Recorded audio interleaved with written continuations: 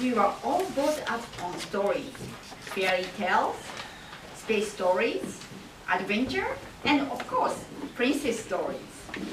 Glimpses into the lives of others, whether real or imagined, can often teach us something about our own lives and expectations. Please welcome Janine as she presents How Splendid.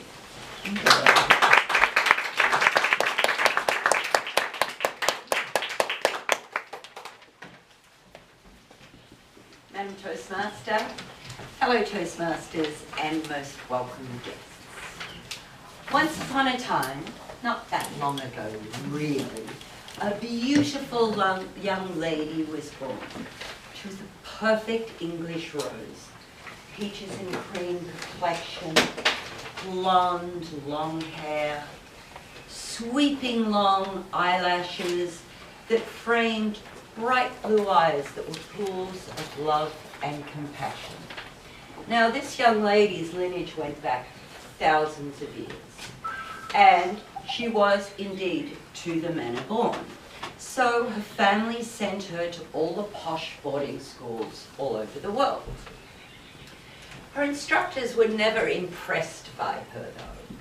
Oh, she's such a pretty little thing.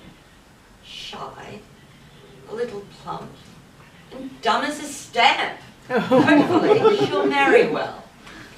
So our young lady dragged her way through school and went to be a nanny and take care of other rich people's children until her prince came.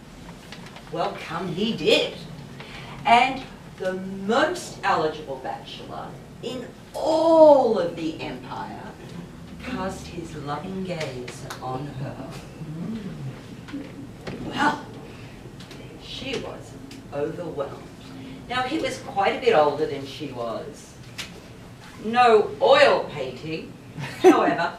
She was young and delicious and wanted to be in love. The royal family and the royal court were thrilled.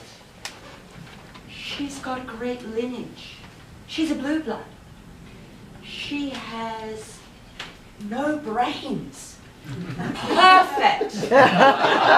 We will easily teach her our royal ways. And most importantly, she's a virgin. How splendid!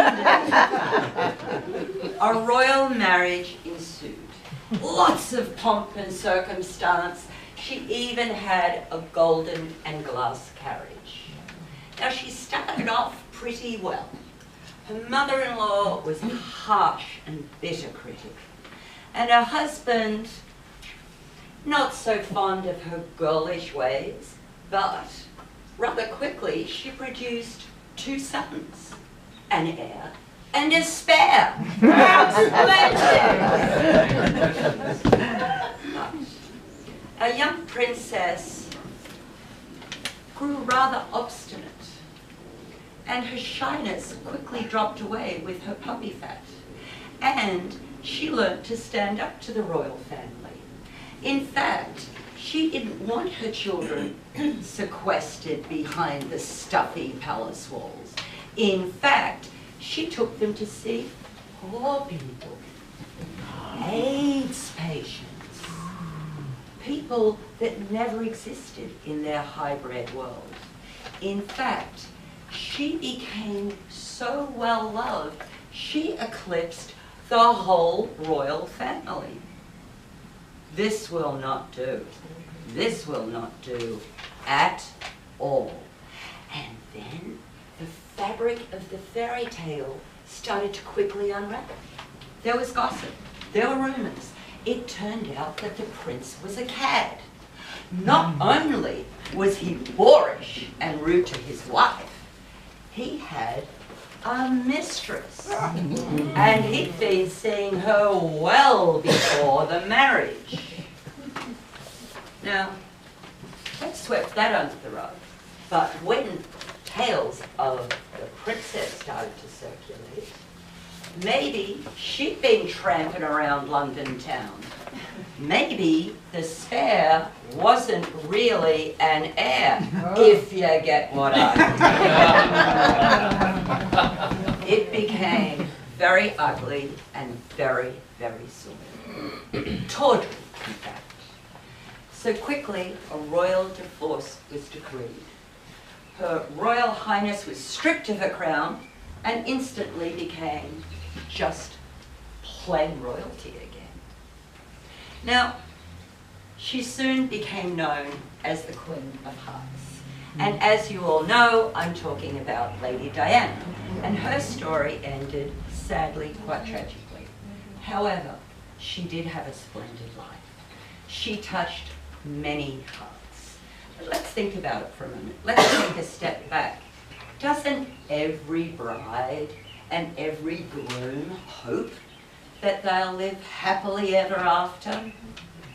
But life happens. It's messy.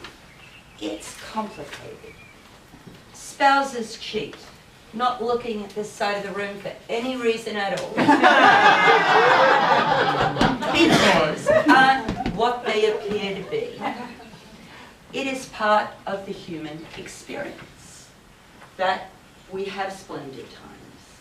And our duty, our honor is in how we cling to the splendid times and appreciate them, but also how we share our goodness in life with others by using the compassion and love that we saw with Princess Diana.